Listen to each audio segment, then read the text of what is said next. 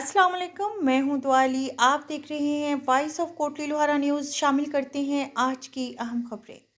خاتون پر تشدد کا ملزم گرفتار، خواتین کے تحفظ کو ہر صورت یقینی بنایا جائے گا، ڈی پی او سیالکوٹ فیصل شہزاد۔ سیالکوٹ تھانہ سب سپیر پولیس نے بیوٹی پارلر کی مالک خاتون پر تشدد کرنے والے ملزم عمر ٹھاکر کو گرفتار کر لیا ہے۔ واقعہ 2 روز قبل کنگرا بازار میں پیش آیا تھا، جہاں معمولی تلخ کلامی پر ملزم نے بیوٹی پارلر کی مالکہ کو تشدد کا نشانہ بنایا۔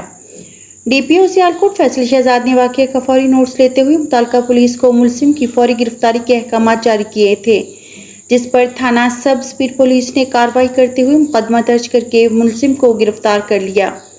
ڈی پی او فیصل شہزاد کا کہنا ہے کہ خواتین کی تحفظ اولین ترجیح ہے۔ خواتین پر تشدد جیسے بزدلانہ واقعات کسی صورت برداشت نہیں کیے جائیں گے۔ ملزم کو قانون کے مطابق عدالت سے سخت سزا دلوائی جائے گی۔